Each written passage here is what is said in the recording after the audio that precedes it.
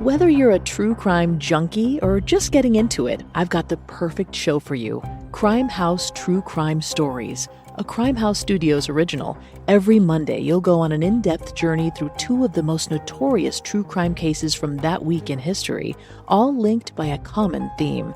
From infamous serial killers and mysterious disappearances to unsolved murders, we're bringing you the defining events that shaped true crime, both past and present. Each episode dives into the stories behind the headlines, featuring high-profile cases from past and present, including the murder of Gabby Petito, the kidnapping of Elizabeth Smart, the Heaven's Gate cult tragedy, and so much more.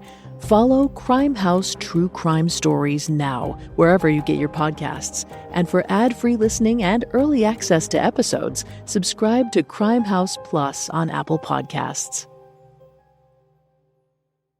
This episode contains descriptions and details that some listeners might find disturbing. Listener discretion is advised.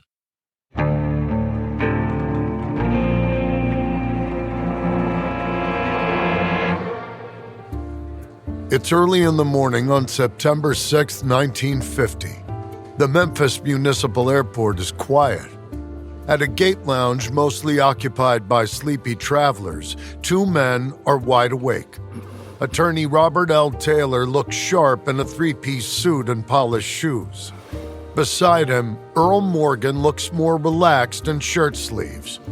Both men have been scanning the airport for the last hour, eager to see who's boarding the 3 a.m. to Los Angeles. It's not the first time they've done this. They've been camped out at this same gate in the lounge in the middle of the night for the past few days, hoping to catch a break in their investigation. It all started because a pair of Memphis housewives spotted a woman dressed as a nurse attempting to fly two infants out of the state the previous December.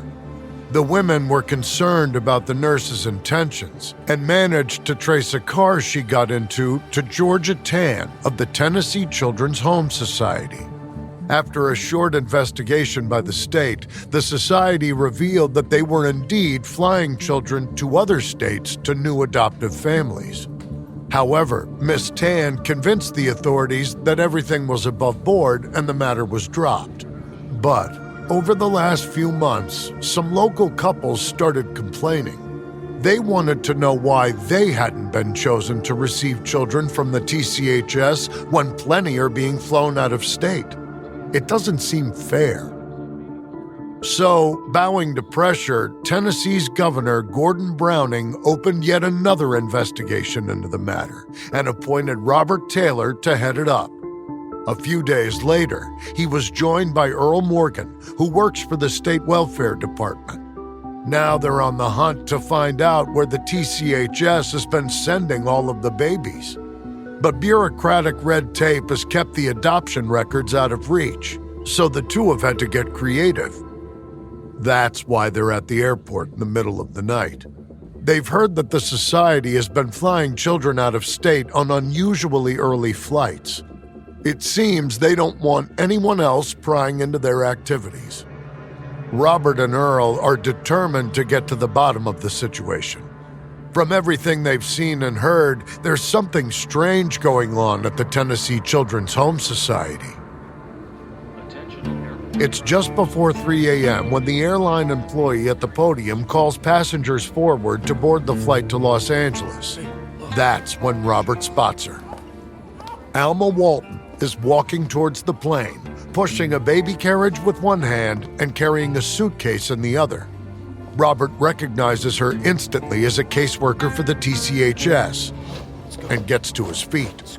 There's already a line of people around the gate, and he's confident he can intercept Alma before she reaches the front. But as he beckons Earl to follow him, the other passengers waiting in line stand aside to let Alma board the plane ahead of them. As she disappears from view, Robert and Earl rush forward to follow her, but they're stopped at the gate. They don't have tickets. Pulling out his wallet, Robert says that he'll buy some right now. But it's no good. The flight is completely full.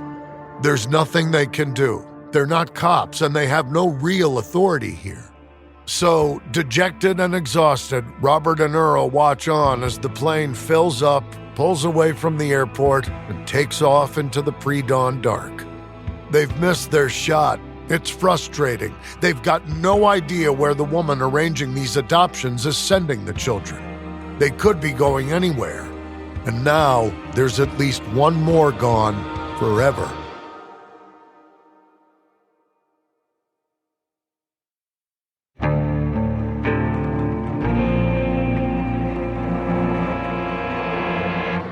From Airship, I'm Jeremy Schwartz, and this is American Criminal.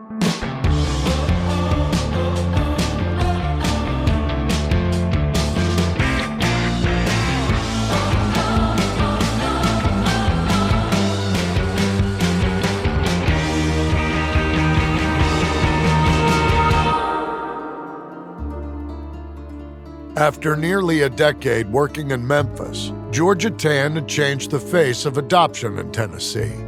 By the mid-1930s, she'd convinced most of the public that it was better for taxpayers, who'd otherwise be footing the bill to care for orphans. She'd persuaded people it was better for unwed mothers, who could hardly afford to properly look after their children. And she'd insisted it was better for the adoptees, who ended up in far better places than they started. The truth was, though, that not all of the children who passed through Georgia's system were better off. Plenty of them struggled to live up to the lofty expectations of adoptive parents who'd been promised attractive children with genius IQs. But those kids were some of the luckier ones. Because Georgia only cared that the adoptive parents had money. She wasn't all that concerned with how they treated their children once they had them. If they became glorified servants, that was of no concern to Georgia. And if they were targets of horrific abuse, well, what's the phrase? Out of sight, out of mind. As the 1930s passed, though, Georgia realized that she'd inadvertently built a system ripe for exploitation. Bad actors could buy themselves some cheap labor or a target for their violent urges. But that wasn't what interested Georgia. What occurred to her was that she was missing out. She could be turning a profit from all these adoptions. Child welfare be damned. Georgia Tann wanted to get rich. This is episode 3 in our 4-part series on Georgia Tann, Abduction.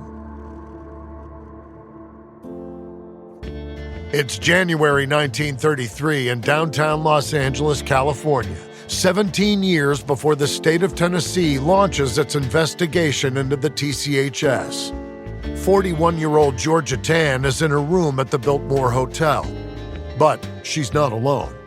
In a basket on the bed is an infant. The baby gurgles and coos softly while Georgia takes in the view of the city through the window. Then, exactly on schedule, the telephone by the bed rings. It's the clerk at the front desk.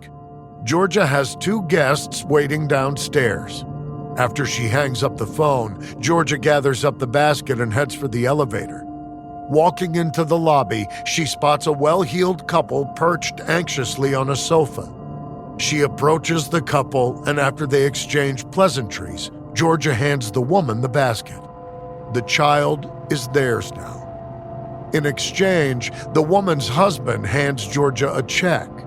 She inspects it, making sure it's for the full amount. Satisfied, Georgia slides the check into her pocket and wishes the couple luck. She tells them that she or one of her employees will schedule a visit at a later date to make sure the child is settling in well and deliver the final adoption papers.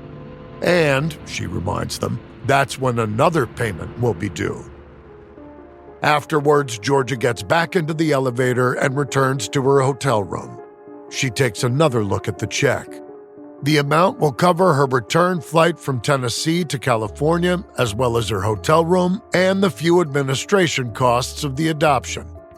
It's a lot of money, more than Georgia earns in an entire month for her role with the Tennessee Children's Home Society. And that gets Georgia thinking. By 1933, Georgia Tann has been in Memphis for 9 years. And in that time, she's remade the adoption industry within the city. Her annual Christmas baby giveaways have proved wildly popular, and she's even started to extend her reach beyond Tennessee and into other states. As word of Georgia's orphans spread throughout the country, applications from out of state start to pile up, dwarfing the number of hopeful parents within Tennessee.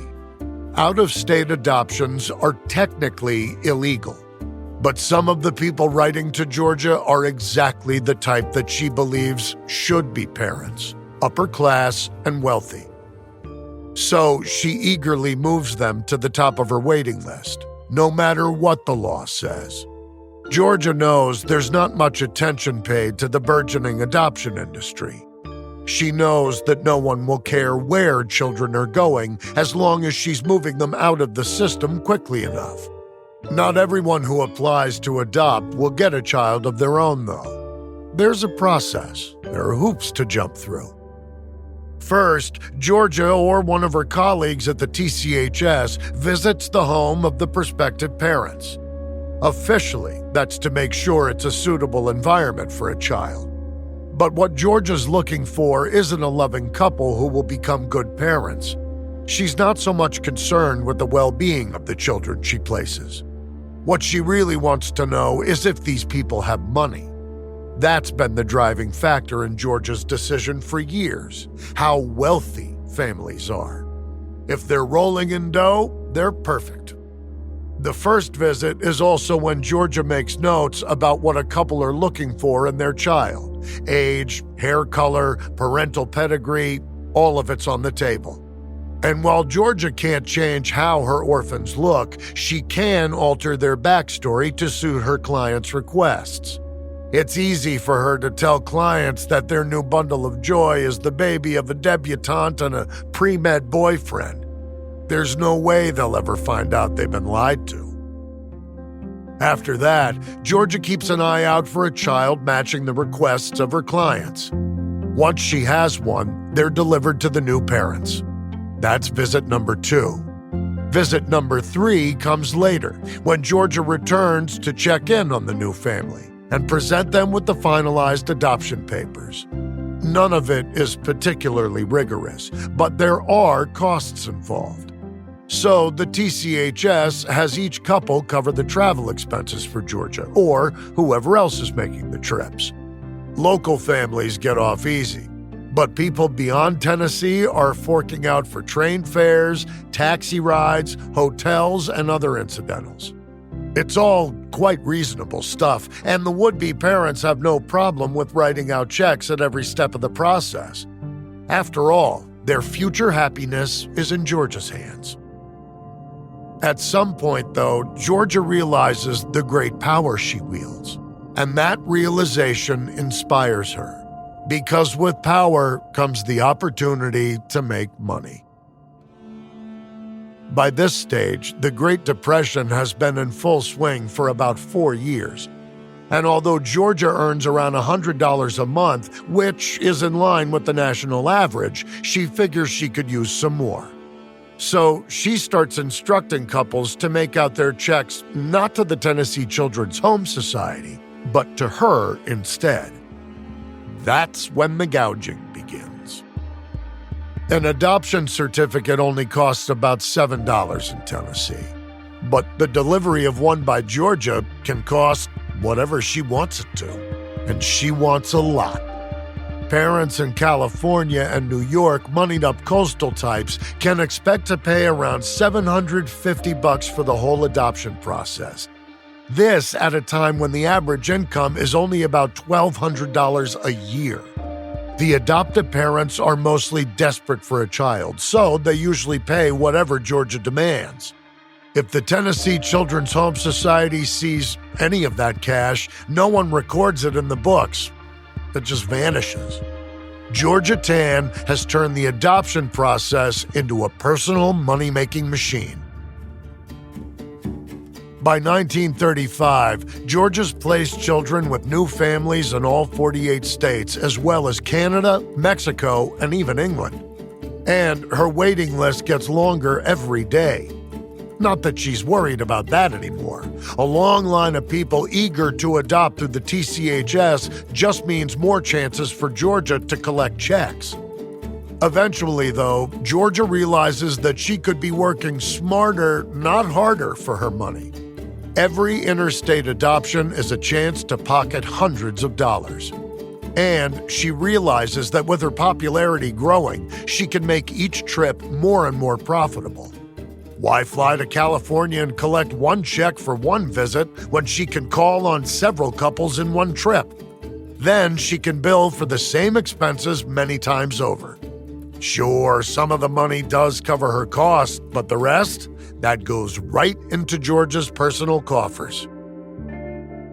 Growing up in Mississippi, Georgia enjoyed a certain level of privilege thanks to her family's history and her father's job as a judge. Now she's determined to make herself a comfortable, respectable life among the Memphis elite, one funded by the growing number of eager and oblivious clients. But no matter how much money Georgia acquires, no matter how many babies she places with influential people, she's never truly accepted by the upper crust. To Memphis society, she's still little more than a hick. She's not fashionable, she's not attractive, and she doesn't act like a lady. Just like when she was a teenager, Georgia refuses to conform to the expectations of her gender. Her typical outfit is a tailored suit or a simple black skirt with a blouse. She's unmarried, keeps short hair, doesn't wear any makeup, and the only jewelry she sports is a single diamond ring. People in Memphis just don't know what to make of her. It's not just the adults who don't particularly warm to Georgia, though. Children are terrified of her, too. For starters, she just looks mean. She's tight-lipped and severe. She has a cane because of her arthritis, but that's not the only use she has for the walking stick. Georgia can be violent towards the children in her care. She's known to beat them for touching things without permission, and she's so frightening that many kids are glad to escape her when their adoption goes through. Sadly, though, some of these children soon find their new homes are even worse. Tennessee adoption statute states that adoption providers have to supervise adoptees in their new homes, only adopt children to parents within Tennessee, and have the courts confirm that a parent surrendering their child did so willingly. But for all Georgia's pre-adoption home visits and follow-up check-ins, she's only ever been concerned with how much money adopted parents have. So she ignores what the adoption statute says. Once the check's clear, those kids are on their own. When Eugene Calhoun's mother leaves him and his siblings in the care of the Tennessee Children's Home Society, it's just meant to be a short stay. Eugene's father is in the hospital, and with little money coming through the door, Mom needs the kind of breathing room that the TCHS seems to promise. But Georgia never honors those kinds of agreements, especially not since she started charging people to adopt. So, by the time Eugene's mother returns to pick up her kids, they're long gone. Georgia's already given 8-year-old Eugene to a farmer and his wife in exchange for the usual payments. That's when Eugene's nightmare begins. His adoptive father is a cruel man. When his wife gets food poisoning right after Eugene arrives, she begs her husband for help, but he ignores her. Eugene has to watch his new adoptive mother die. After that, Eugene starts spending his days working in the fields. His adoptive father doesn't bother buying Eugene new shoes and leaves him to wear the same ragged clothes day in and day out. While the 30s roll by and Georgia Tann pulls in more and more money from her growing adoption scheme, Eugene endures brutal treatment in his adoptive home. No one comes to check on him like they're supposed to. And when the farmer beats Eugene so badly with a piece of farm equipment that one of the boy's vertebrae shatters, Georgia certainly doesn't hear about it. Georgia may have started out with a genuine desire to do good, but by this stage, she no longer cares about the welfare of the children she places. Her sole concern is her own wealth. The children of Memphis are making her rich. In return, she's getting them neglected and abused. And in some cases, she's just plain killing them. Americans spend an average of 90% of their time indoors. But did you know that indoor air can be up to 100 times more polluted than outdoor air? Breathe easy with Air Doctor, the award-winning air purifier that eliminates 99.99% of dangerous contaminants like allergens, viruses, smoke, gases, mold spores, and more. Air Doctor was voted Best Air Purifier by Newsweek, so it's no surprise that 98% of Air Doctor customers agree their home's air feels cleaner, safer, and healthier. Unlike other purifiers, Air Doctor captures invisible particles 100 times smaller than standard HEPA filters. Head to airdoctorpro.com and use promo code AmericanCriminal to get up to $300 off today. Air Doctor comes with a 30-day money-back guarantee, plus a 3-year warranty, and $84 value free. Get this exclusive podcast-only offer now at airdoctorpro.com. airdoctorpro.com using promo code AmericanCriminal.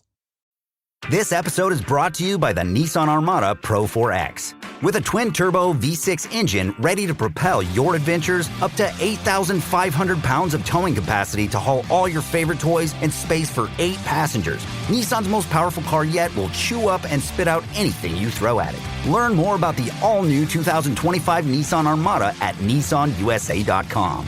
Towing capacity varies by configuration. See Nissan Towing Guide and Owner's Manual for additional information. Always secure cargo.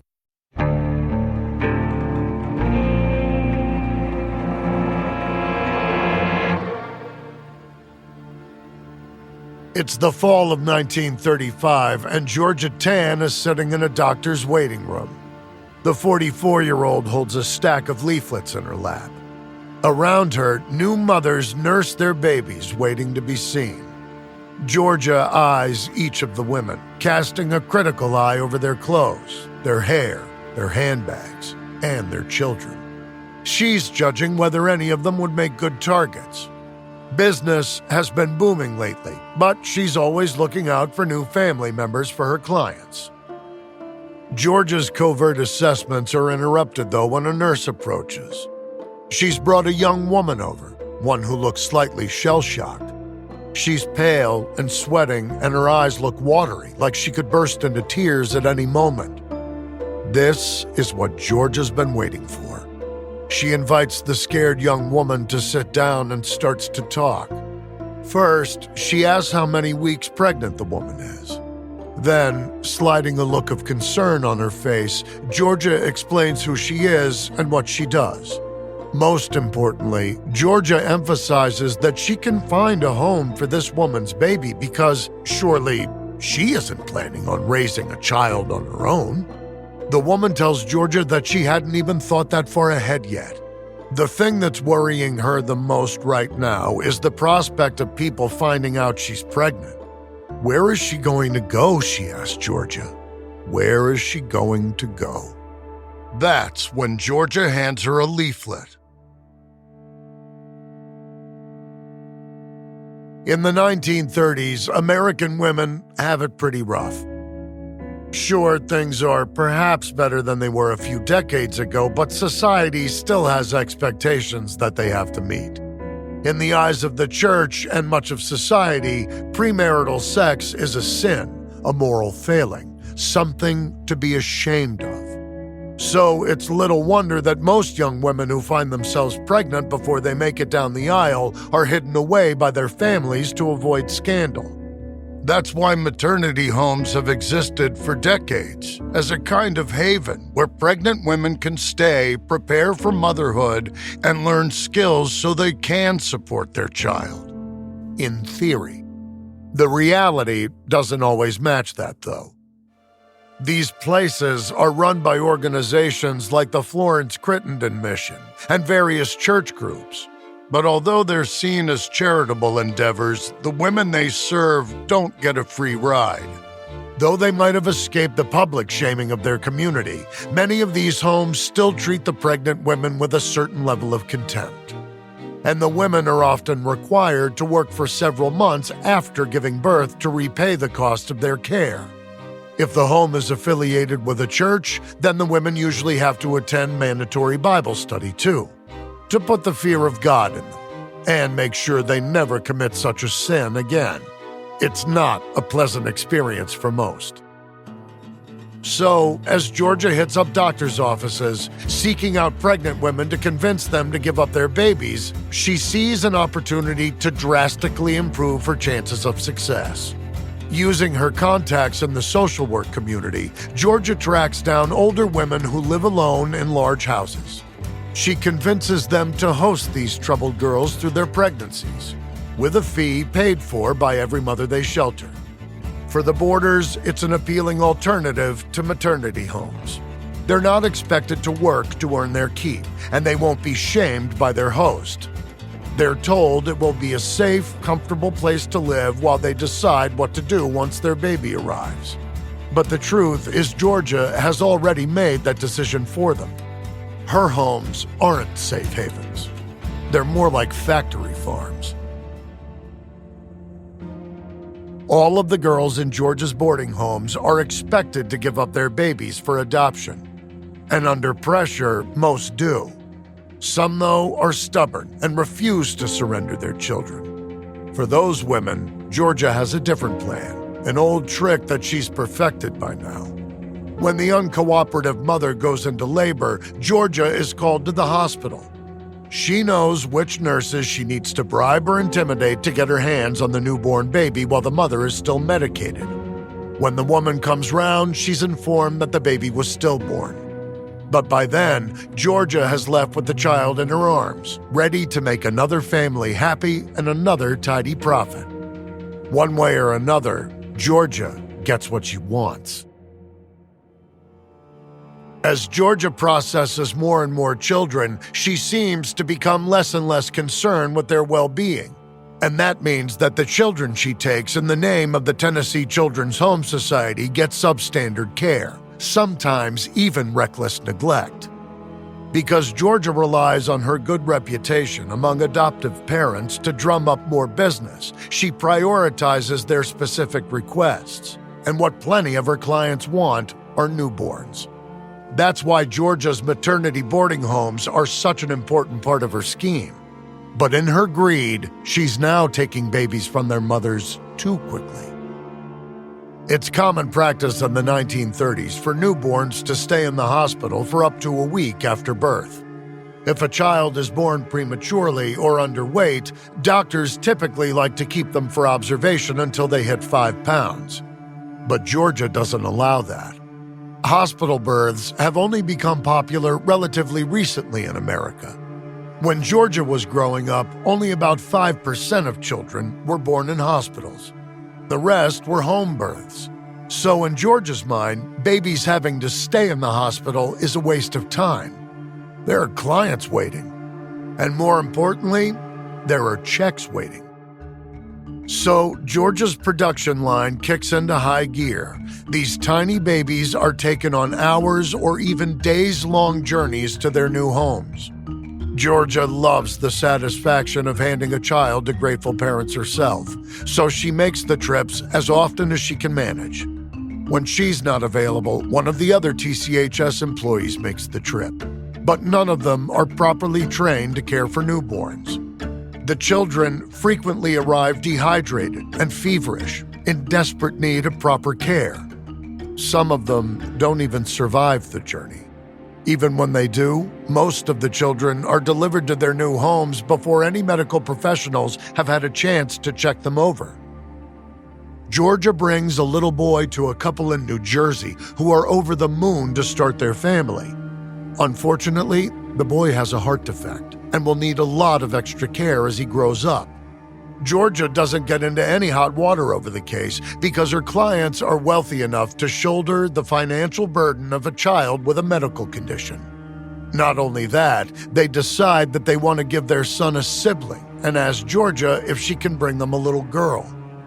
Knowing that the couple's checks will clear, Georgia does as asked, and soon brings a baby girl some 900 miles from Tennessee to New Jersey. The handoff goes as planned, and Georgia heads home with her client's money in her pocket. Sadly, though, the long journey was too much for the baby girl. Soon after Georgia arrives back in Memphis, the infant dies. She's just the latest victim of Georgia's greed. It's a list that's growing longer by the day. Plenty of people in Memphis know what Georgia Tann is doing. They know that she's taking newborn babies out of state and that her methods are dangerous for the children she's supposed to look after. But by now, she's so well connected that she's basically untouchable. When she arrived in Tennessee in 1924, she cozied up to Eric Boss Crump, who'd been pulling the political strings in the city since about 1910. And it's not just him. Georgia's helped plenty of Tennessee's blue bloods adopt children. They still may not like her, but they love their new kids. So any complaints about Georgia's methods usually meet a solid wall of indifference. But while most people who notice Georgia's alarming tactics can't do much to stop her, some do try their best to mitigate the damage she does. One of Memphis's hospitals sees an alarming number of babies brought in for emergency care, all of them having passed through the TCHS. The problem eventually becomes so bad that the nurses successfully lobby the hospital administrator to set aside a ward specifically for Georgia's babies. That way, there's always a bed available when it's needed. And it's not just in Tennessee that people are taking note of problems. Eventually, Georgia will send so many babies to clients in Los Angeles that a hospital there will also have a ward dedicated to newly adopted babies. Concerned doctors at both hospitals with wards for adopted children lodge complaints about Georgia Tann with their state's Department of Public Welfare. The doctors are sounding the alarm. They can see that Georgia either doesn't know how to properly care for the children she's dealing, or she's not concerned about it. But the doctors' warnings are ignored. The doctors aren't the only ones who've noticed something is wrong, though. Ever since Georgia started working at the TCHS, the infant mortality rate in Memphis has been climbing. By 1934, it's the highest in the country, sitting at double the national average. Understandably, this causes concern at the U.S. Children's Bureau in Washington, D.C. Since its inception in 1912, the Bureau has had responsibility for basically all aspects of child health in America, including orphanages, mortality, employment, and births. It's a lot of ground to cover, so it's perhaps not surprising that Georgia's actions have escaped their notice for so long. But now, things are getting so bad in Memphis that it can't be ignored. So, in July of 1935, the Bureau sends Dr. Ella Oppenheimer to Memphis to investigate why so many children are dying there. It seems like people are finally paying attention to what Georgia's been up to. The question is, can anything be done to stop her? This is a weird thing I never realized. Over 4% of Murderpedia entries are related to life insurance. So that's over 600 murders a year in the United States, with life insurance being the motive. So get some really good insurance. Do it at SelectQuote. SelectQuote is one of America's leading insurance brokers with nearly 40 years of experience, helping over 2 million customers find over $700 billion in coverage since 1985. Now, other insurance and brokers offer impersonal, one-size-fits-all policies that may cost you more and cover you less, while SelectQuote can help you find the right policy for you. Been worried about trying to fit shopping for life insurance into a busy schedule? Well, in as little as 15 minutes, a SelectQuote licensed insurance agent can tailor a life insurance policy to your family's needs and budget. And have you been concerned about the cost of life insurance? Well, it's more affordable than you think with SelectQuote, with some policies costing less than $1 a day. Plus, if you're in good health, they work with carriers that can get you same-day coverage with no medical exam required. Head to SelectQuote.com and a licensed insurance agent will call you right away with the right policy for your life and your budget. SelectQuote. They shop, you save. Get the right life insurance for you for less at SelectQuote.com/American Criminal. Go to SelectQuote.com/American Criminal today to get started. That's SelectQuote.com/American Criminal. You know, if you run a small business, there's nothing small about it. As a business owner, I get it. My business is and always has been completely consuming since I started. Every day there's a new decision to make, and even the smallest ones feel gigantic. Something that can help this whole process not feel so daunting is the right platform that has all the tools you need to be successful. Well, guess what? It exists, and it's called Shopify. Shopify is the commerce platform behind millions of businesses around the world and 10% of all e-commerce in the U.S., from household names like Mattel and Gymshark to brands just getting started. Tackle all the important tasks in one place, from inventory to payments to analytics and more. Shopify makes the marketing minefield easy with built-in tools for running social media and email campaigns so you can find new customers and keep them. And if you're looking to grow your business internationally, Shopify has global selling tools to help you in over 150 countries. Perhaps in person is more your thing. Shopify's award-winning point of sale connects your online and offline sales all in one place. With 99.99% uptime and best converting checkout on the planet, you'll never miss a sale again. Only with Shopify. Get all the big stuff for your small business right with Shopify. Sign up for your $1 per month trial and start selling today at shopify.com/American Criminal. Go to shopify.com/American Criminal. Shopify.com/American Criminal.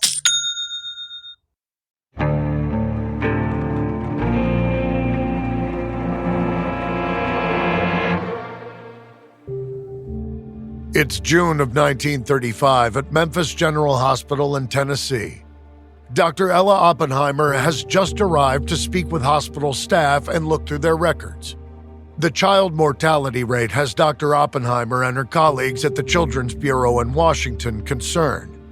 As scientists, though, they understand that there will be an explanation for the alarming statistic. Hopefully, it's a problem that can be solved.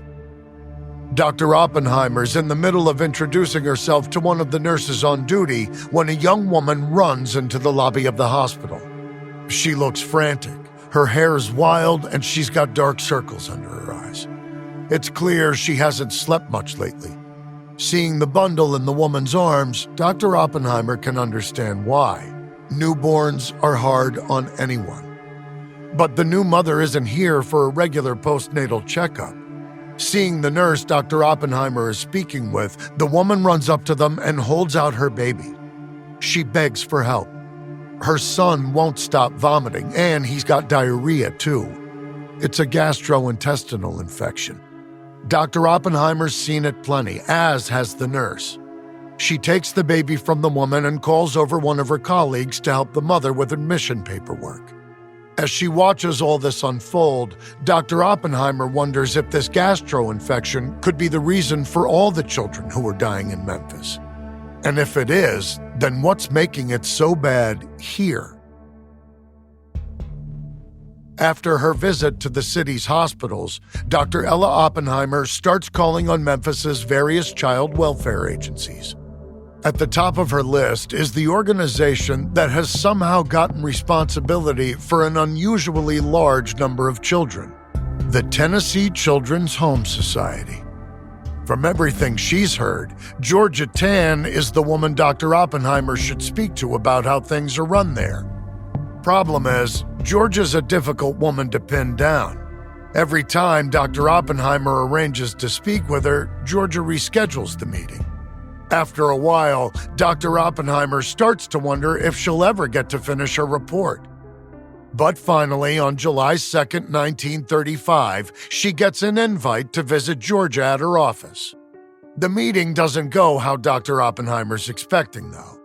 The two women are supposed to be discussing the high infant mortality rate in Memphis, something that a person in Georgia's position should be keenly aware of. But Georgia won't talk about the large number of child deaths in the city.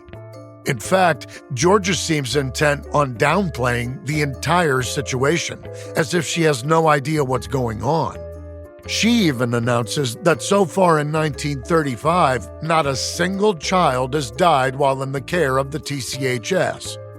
Dr. Oppenheimer finds that hard to believe. Given the number of cases of gastrointestinal infections at local hospitals, it seems pretty likely that at least some of the hundreds of vulnerable children in Georgia's care would have died.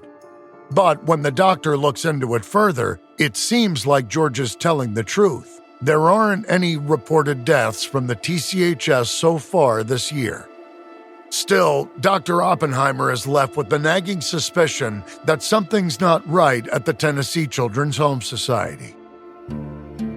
At the end of her visit to Memphis, Dr. Ella Oppenheimer issues a report on the city's high child mortality rate.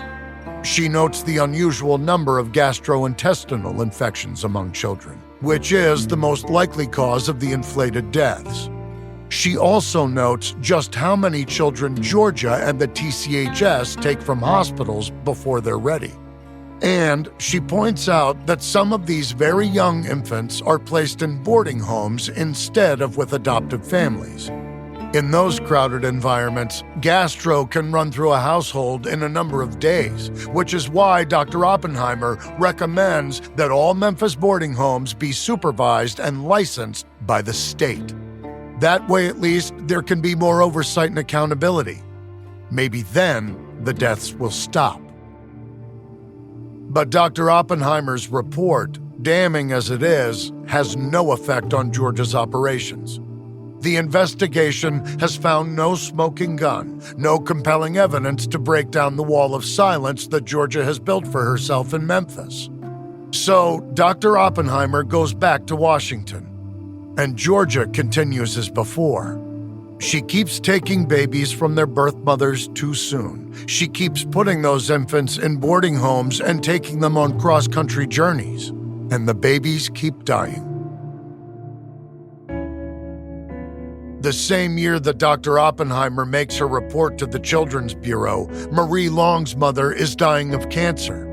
At 15, Marie understands that her mom won't be around for much longer, but her younger siblings can't quite grasp the concept.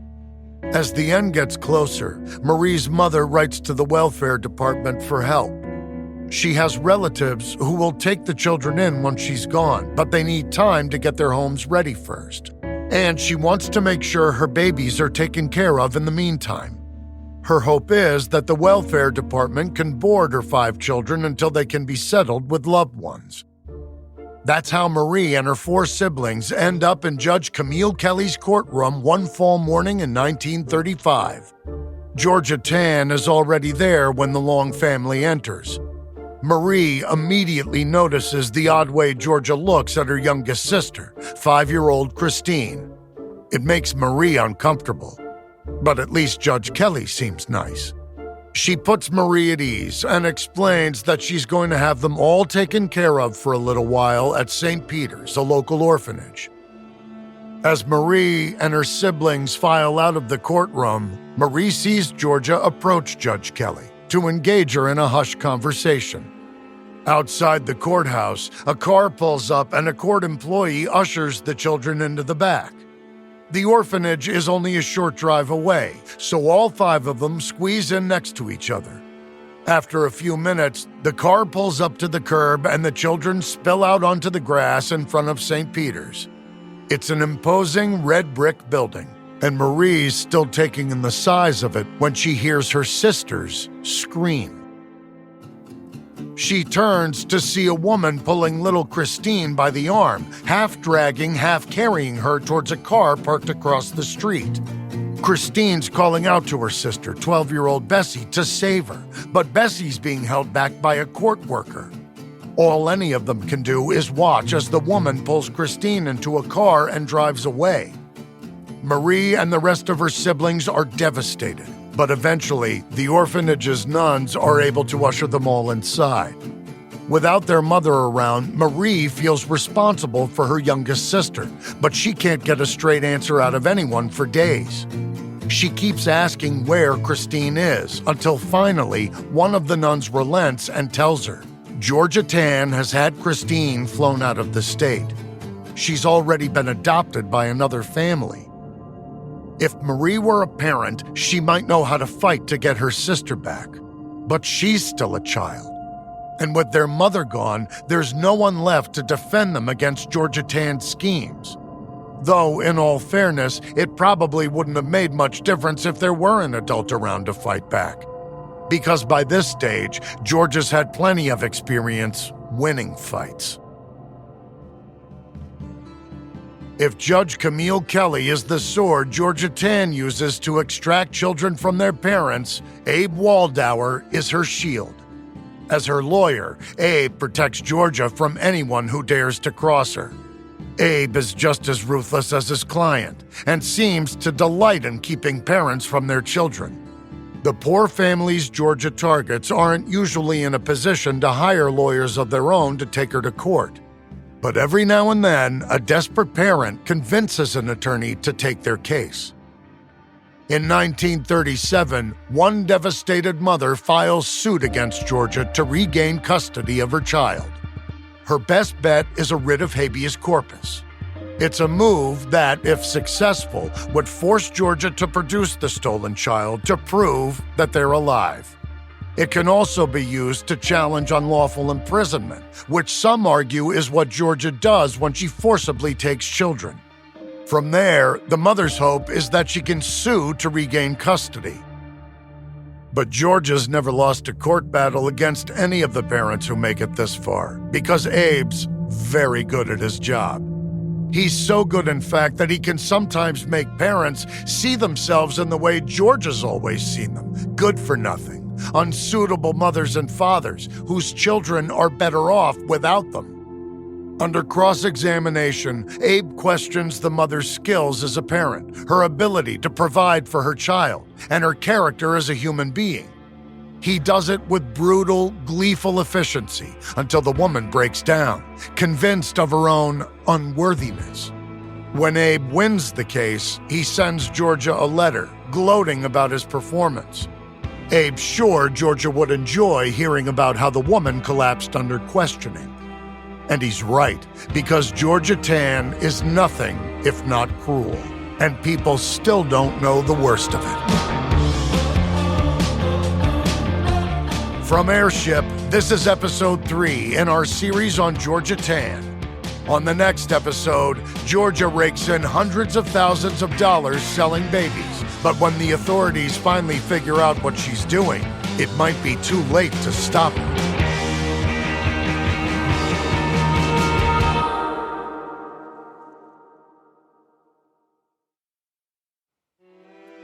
We use many different sources while preparing this episode.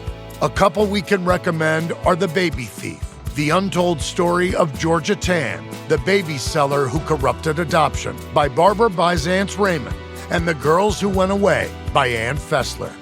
This episode may contain reenactments or dramatized details. And while in some cases we can't know exactly what happened, all our dramatizations are based on historical research.